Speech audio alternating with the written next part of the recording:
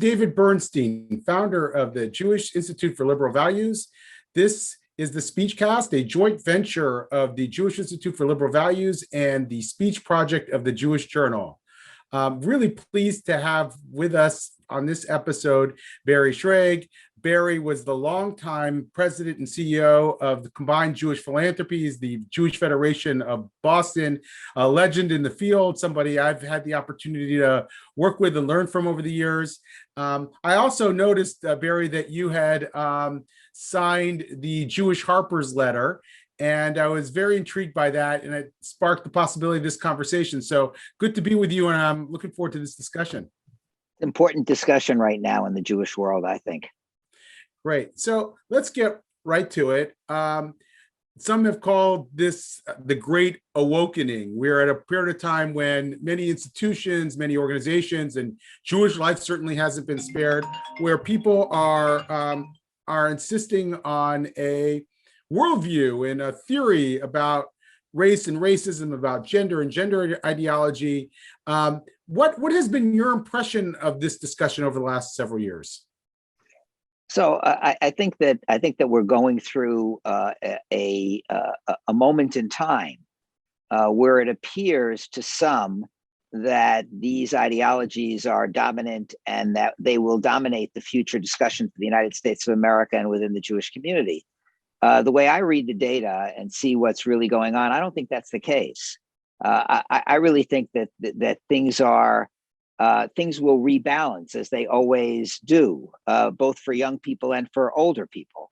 I think that where the critical race theory goes off the rails completely, it ends up alienating people. And I think that, for example, the Democratic Party will have to find a way to reclaim the center if they expect to win elections.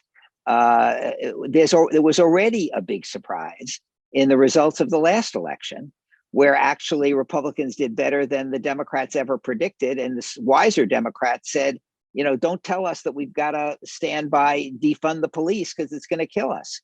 Because no matter what people say in surveys, they're still worried about their safety and security. And you'll see that coming out over and over again. Within the Jewish community, it's our job to just point out what's happening to us when you have an intersectional worldview, how this makes every Jew and every Israeli into a villain because we're not part of an oppressed group. It turns the world on its head. And the more we can stand by what we feel about our people and about Israel, the more leadership can do that. Hey, and by the way, I mean, the biggest myth of all is that in order to be for social justice, you have to be for critical race theory. I think it's exactly the opposite. We need to do everything we can to increase equality and to increase economic opportunity for people of color, for all people of color, but don't ask me to stand up and say that I'm a racist in order to be able to participate in doing great things together and making America stronger and more equal. Well, I could not agree more. So I want to, you said a lot there, and I want to sort of hit these various themes. So as you said, the Jewish community has a lot to lose here. This intersectional worldview that holds this dichotomy of oppressed versus oppressor is inevitably going to reflect poorly on these privileged American Jews as they'll be portrayed, and Israel as the oppressor in the Middle East. And I think a lot of American Jewish leaders know this. They feel this acutely.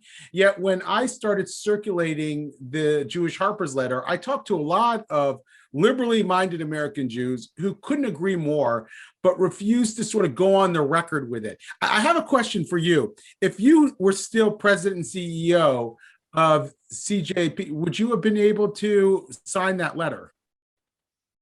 Yeah, I think so. I mean, it's hard to say. When I was the president and CEO of CJP, we were the first federation out of the box to oppose the Iran deal. Did we take some heat? Sure. But at the end of the day, we were able to provide some perspective for the community that was badly needed at the time. And by the way, at every opportunity, announcing our strong support and identification with Israel didn't hurt our ability to lead the community or to raise money from the community. Right. There's still, there's not, I'm not against J Street, but just as a political barometer of the American Jewish community or the Boston Jewish community, which is nominally the most liberal Jewish community in the country, maybe next to San Francisco or something like that. if you go to the annual APAC meeting, there are going to be 1,400 people there. And if there are 300 souls who manage to come to a J Street annual meeting, it's a surprise. We're not quite as woke as many people think. Synagogues are not falling apart because there are arguments in the pews about Israel. We still have a very strong center, in spite of the 30 people who signed that stupid rabbinical letter from the Hebrew College. Right. So I've always asked for your advice, and so now I'm going to ask for your advice sort of in a more public way. I'm trying to get some of these Jewish voices to come out of the closet a bit, to say, look, we stand for liberal values. Like you said, we also stand for social justice, and we want to help close those disparities in society as much as we possibly can, to build a pipeline of leaders and professionals from marginalized communities. But there are people who just feel like it would compromise their status in their organization. They're not exercising the kind of leadership that you preach. What could we do to sort of bring them out of the woodwork a bit? I think it's going to take some time, and like anything else, I think it takes a few brave people to step up first and to show that you won't necessarily be destroyed by it. Right now, there's if people are worried about the number of people who sign a petition, you might hesitate. But then when you give this a little bit of thought, to think that 500 rabbis were able to sign a statement against 4 people who just decided to talk to another human being, I think that the average Jewish person is going to scratch their head and go, wait a minute, not my rabbi, that's not me, that's not what I want.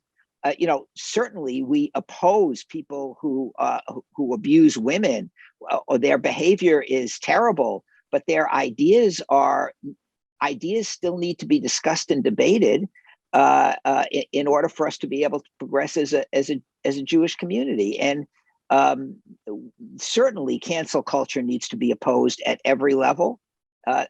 And we need to open up our ability to have dialogue without worrying that the next person we're talking to could have been canceled, and therefore this is a secondary boycott, which is illegal in the eyes of the United States of America. We can't. We oppose it with regard to Israel, and we should oppose it with regard to our own people. This does not take away our horror at abuse. By the way, the idea that the American Jewish community, that the quote establishment is demanding blind obedience to Israel on every issue is crazy. I mean, right. We need to be completely open. God knows 51% of Israelis, one way or another, have been critical of their government, and they're looking for a change right now. So certainly we can be critical. Where we draw the line, where we need to draw the line, is when we're dealing with people who clearly want the destruction of Israel. That's the beginning and the end. And when you support Hamas, you are basically saying that you refuse to make that distinction. And the truth is that I'm not interested in getting into debates about what anti-Semitism is. But from my point of view, the difference between a person who wants to destroy the state of Israel and 7 million Jews living there, and our ability to have a Jewish state, the difference between them and an anti-Semite is purely semantic. We need to be clear about what we're for, and that means being able to be critical of Israel, whereas being rock solid in our support for the existence of the state. And we certainly need to be rock solid in our support of justice and equality and economic opportunity. I like to say that when I was at CJP, I wanted us to be the most particularistic federation in the country, supporting Israel and Jewish education as a priority, and the most universalist, so that when Donald Trump decided to throw immigrants out of the country, undocumented immigrants, we raised $700,000 overnight at CJP to give to Catholic charities for their defense fund, for the lawyers they hired to defend the undocumented immigrants from being unlawfully thrown out of the country. In other words, it is part of our DNA to love our people and support Israel, and it's part of our DNA to care about human rights and equality and everything else. So I want to put a theory up for discussion that I have. It's that, if you go back 10, 15, 20 years ago, the Jewish community, the establishment, was a lot more closed-minded about criticisms of Israel. A group of Jews at that time probably younger than they are today, challenged that monopoly over discourse and largely succeeded in sort of opening up the discourse. And while there may still be problems around discourse of Israel, it's largely a much more diverse, rich conversation that used to be. That same group of people now constitutes sort of an alternative establishment in the Jewish community and is trying to stifle legitimate discussion over issues of race and racism or gender equality and gender identity. And that's where we are today. We now have another form of sort of orthodoxy, if you will, that's preventing us from having these conversations around racial justice, critical race theory, civil rights, and the like. How does that resonate with you? Well, first of all, I really, having been part of, I hate the term the establishment because I'm a 60s kid, so I hate that. And when I was at the Cleveland Federation or at CJP, I was part of all the discussions that the establishment was having. And let me tell you that it was not a right-wing Israel-only discussion. It never was, never was. When Oslo happened, the right wing likes to say that the left wing likes to say that we always opposed peace. We were so enthusiastic about the Oslo process. The right wing is right. We were probably too enthusiastic. But our hopes were hugely high. I took a mission to Israel in the year 2000, and with a bunch of major contributors, and they were looking for ways to invest in the Palestinian Authority. They were looking. We were trying to figure out a way to create a free trade zone for the new Palestinian state in Haifa. I mean, the fact that it worked out very badly for us is a sign of what we can really expect and what our expectations were. But the idea of a two-state solution was deeply embedded in the establishment of the American Jewish community. This idea that we've always been right. Events turned a lot of people to the right and turned a lot of Israelis to the right, but doesn't mean that there's always been debate. There's always been nuance in the discussion, and there needs to be nuance and openness in the discussion.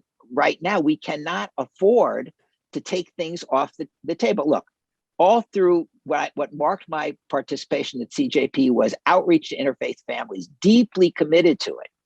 But to ask the question about what's the impact of interfaith families on the American Jewish, is it good? Is it bad? I am firmly committed and connected to the idea that outreach is the future of the American Jewish community, but doesn't mean you can't have a discussion of it.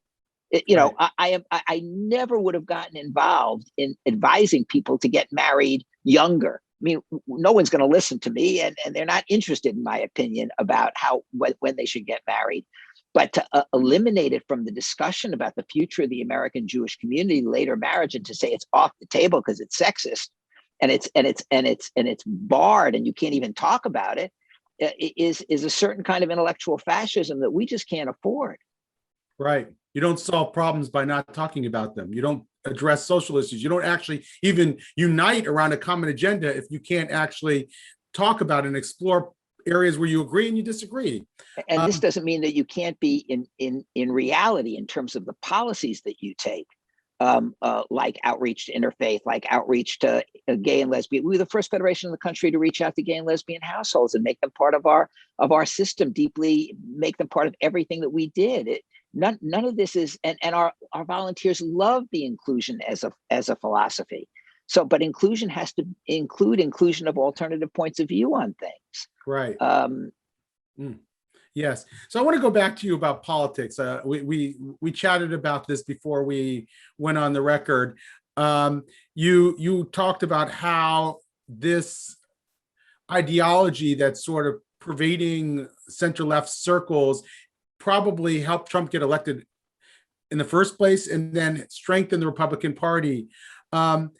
And I want to put out an alternative theory. You seem very optimistic that this country would eventually get it right. And I'd say I'm 60-40 optimistic as well, but I think that there's some reason to be a little bit more worried. One is that it may be now that these insurgent ideologues in both the Republican and Democratic Party have become so powerful in this age that they've essentially stopped the kind of social political learning that we've seen in the past, where a party might overreach in one election and the next election it sort of comes back to the center to win the election. We've seen that cycle in American politics in both parties. Yet I'm not so sure that that's still the case. It may be that both parties are now pursuing sort of an energize a base strategy because they can't actually extricate themselves from these very powerful ideological interests in their base. What's your view on that? I think, I think that I believe in America. And I believe in the ability of America to self-correct, and elections have always shown us self-corrections on both sides. The reason I was so worried about Donald Trump was not that I thought that his policies would create a disaster for America. I don't think they necessarily did, but it was his willingness to destroy the democratic basis of the country that was worrying, because that's what would stop the dialogue. That's what would, the violence that could stop the discussion, the takeover of all that stuff is what was really dangerous. I firmly believe in our ability to self-correct. One of my favorite movies is Bridge of Spies. Actually, it's my wife's very favorite movie. And the favorite line in this, you said, like, aren't you worried? So in the movie, the Russian spy, Abel, is liable to be executed. And his lawyer, played by Tom Hanks, keeps saying to him, aren't you worried? And Abel says, would it do any good? No. So worrying won't do any good. I mean, if we want to be activist, if we want to make the case strongly for free exchange of ideas, if we want to make the case strongly, look, the key to this thing, and even the Pew survey is pretty clear about this, you cannot eliminate love of the Jewish people and love of Israel as an important component of Jewish identity.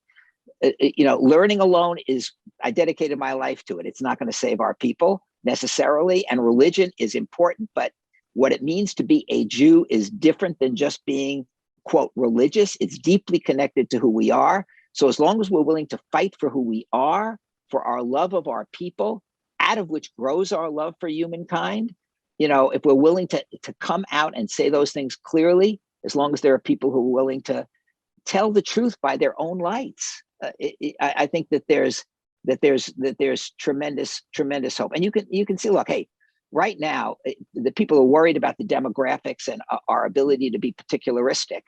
So we have a whole generation of young people who've been on birthright, who are coming back prepared to stand up and be counted and who feel much more part of the Jewish people, including children of intermarriage, for whom that experience is really transformational. And then there are the people who the Pew survey totally didn't take a look at, which you should be taking a look at, which is, right now, I don't know, 25% of the American Jewish community are people who are strongly ethnically identified Israelis, people who moved here from Israel. Russian Jews, you can't get any more ethnically committed than the Russian Jewish population. And they are like, I don't know what, 10% of the American, maybe more.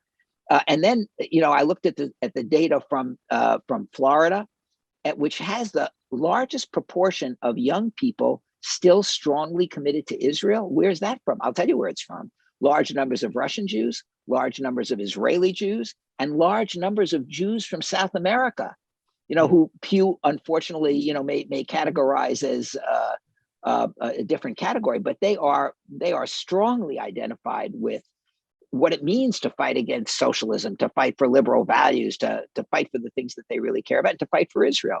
So this is a constantly shifting American Jewish community. We need to talk to each other. Most important, we need to talk to Israelis from the left and the right so that we know the heart of our brothers and sisters. The governments of Israel don't come out of nothing. They come out of the disappointment of the people of Israel in various peace processes that have fallen apart. Empathy is the key to what we need to do with each other as Jews and as American Jews and Israelis. Yeah. So about a year ago, there was this controversy, you may recall, with two Jewish demographers, Ira Sheskin and Arnold Dashevsky, who wrote a piece in E-Jewish Philanthropy saying that there were probably fewer Jews of color than this one study that had been commissioned by the Jews of Color Initiative might have suggested, that it was not 12 to 15%, but if you looked at the Pew study, which was the most comprehensive of its time, it was more like 6%.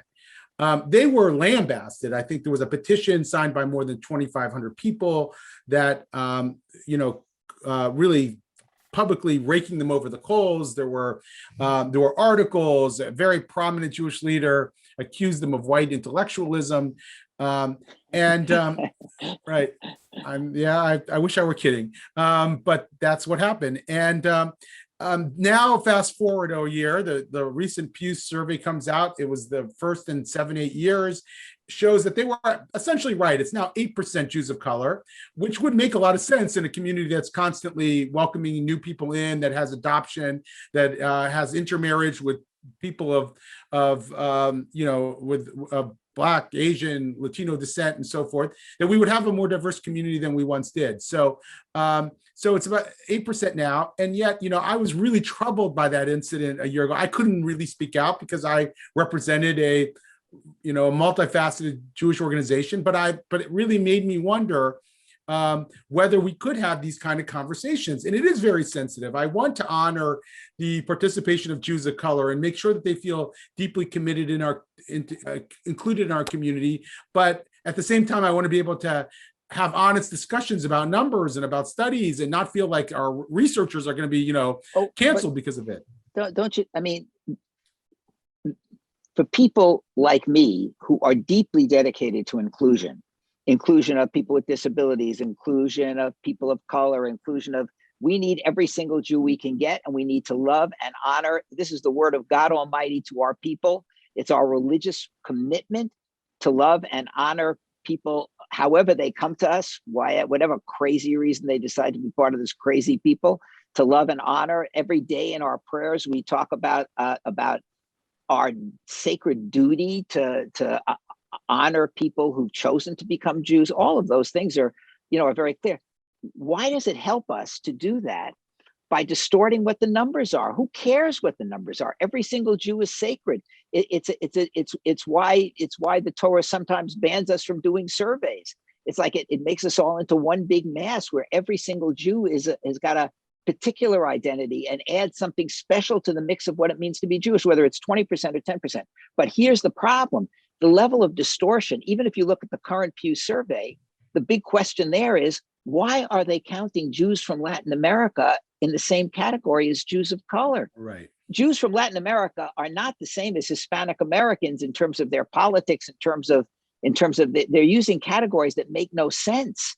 And, right. And the largest share of the people who they include in those categories in Pew are Jews from Latin America, who are more likely to be Ashkenazi, more likely to be middle class and upper middle class, and they come from. And by the way, by lumping them in, what you're doing is you're depriving them of their cultural specialness.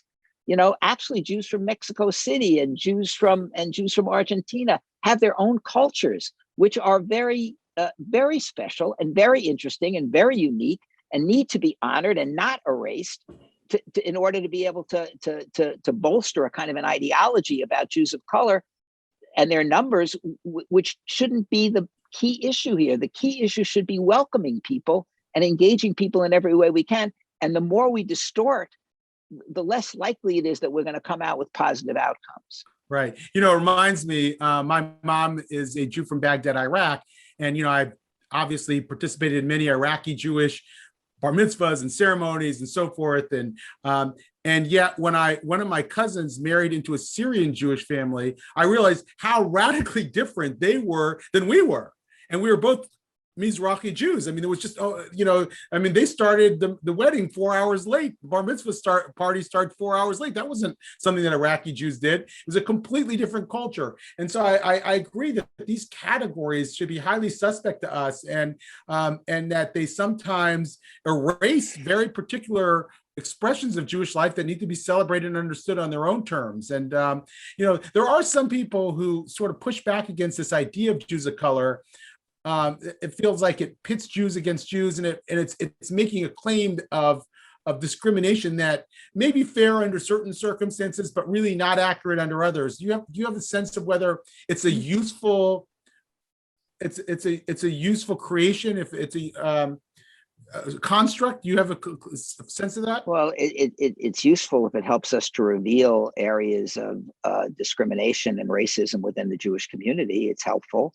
It's helpful. It's helpful to point out where Israeli society is racist in relation to Ethiopian Jews. Mm-hmm. I can't think of a bigger crime under a Jewish perspective than not to welcome and love the Jews from Ethiopia. We worked hard to get them into Israel, and to think that there's racial discrimination in Israel is such a violation of everything that we really believe in. And insofar as and people of difference are always going to feel a little bit strange in different kinds of situations, and we have to work hard to make them feel more comfortable. But I think the numbers are certainly increasing. You see more and more in our day schools, more and more children of couples where one participant is Asian, probably a lot more of people from that than people interracial in terms of African American and all that. But every one of these people needs to be is special, and where they feel excluded or like people are looking at them in a strange way or whatever, you need to assuage their fears and love them to the extent that you can make them feel really comfortable as part of our beautiful, diverse Jewish community. God knows we're going to considering the political polarization, where we really have to work hard to be sure that every Seder doesn't get, and Thanksgiving celebration doesn't get disrupted by people throwing food at each other.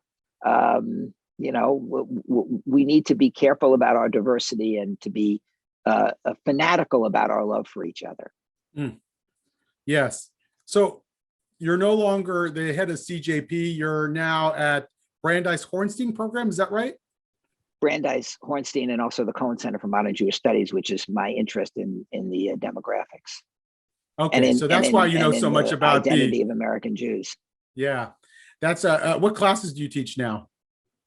I teach a class. I taught a class on Jewish identity and Jewish leadership, Jewish community and Jewish identity. I love to talk about the books that I most love, like the key to being a quote leader, whatever that means in the Jewish community, is loving the Jewish people. I mean, if you don't love the Jewish people, you ought to find a different job, and be able to express your love for humanity through your love for your people. And if that disappears, our ability, that means you're out there fighting for your people every step of the way, and understanding the deep feelings of Israelis when bombs are falling on their heads, and that means really giving some thought to what this thing means to be a Jew. This latest survey is going to give us a lot of opportunity to think about, what are these people who say they're Jewish but not Jewish by religion? How many of them does that mean that they're totally alienated? And how many of it that does it just mean that they may be atheists or agnostics, but still have very strong feelings for the Jewish people? And that's what ties us together. Push comes to shove, in spite of my deep commitment to Jewish education, without some ethnic tie, the Jewish religion has no meaning. Right. We are not simply a religion. As somebody recently pointed out, if you're a Catholic and you wake up one morning and you say, I'm not a Catholic and I hate the Pope, you ain't no Catholic no more. Right. You have decided you are not a Catholic. If you wake up one morning and you say, I don't like synagogues, I hate my rabbi, and I have no interest in Torah or anything like that, you're still a Jew. You can't get out of this thing Right. that easily. So you're obviously meeting and encountering a group of young people, probably on average much more committed to Jewish issues and Jewish ideas than the average, but you're still encountering them. Are you seeing any of these sort of ideological trends manifest in your classroom and your discussions with them? We have, of course, differences of opinion, but I detect in my students at the Hornstein program and the other students that I tend to meet, for the most part, the people with harsh criticism of many Israeli policies still harbor a deep love of Israel and the Jewish people. They're doing it for the best possible reasons. And my job as a teacher is to open up the dialogue and the discussion, but to cancel them because they have a different opinion about about where Israel should be going. I mean, all of us are now on the left and the right are all praying that somehow or other this thing stays together, this new coalition, and leads us in a better place. The best sign for me is that the Ram party is actually potentially going to be included. Nothing could be more important right now than to heal the rifts within Israeli society between Israeli Palestinians and Israeli Jews. Top priority. Yeah. And I think that Herzog's going to be dedicated to that. And by the way, the face of Israel looking at America, because the foreign minister is going to end up being from Yesh Atid. Who's the head of the Lapid? Yeah, Lapid. And that's going to be a very different face for the world. And I think it's going to be valuable. And I think it will reshape Israeli politics too, as we begin to get used to this. Yeah, it's amazing. I have a lot of Israeli family, sort of second generation Iraqi Jews, and most of them are sort of moderate on peace and war policy, but they stuck with Bibi. It was sort of only Bibi can do it. I think they became a little bit politically lazy in that sense. They just became so dependent on a single prime minister that they couldn't imagine that Israel, this incredibly talented country with unbelievable people, couldn't find somebody else to lead it in tough times. As you know very well, Jews from Arab countries are the ones that are most skeptical about the peace agenda. And might have been okay if it hadn't failed so badly in terms of what happened in Gaza and what happened on the West Bank after Oslo and all the rest of that. So they're deeply affected by that, and I think that you have to be respectful of their point of view. But the other reason they stick with Bibi, and the reason they continue to be, I think, very hesitant about the Labor Party and which is the way they remember the left, is that the assimilationist agenda of the early Zionist Labor Party was antithetical to the way they saw themselves as a community and as a people. And what's interesting about the future of Jewish life in Israel, people are beginning to write about this, is that what will define Jewish life in Israel is this kind of easygoing,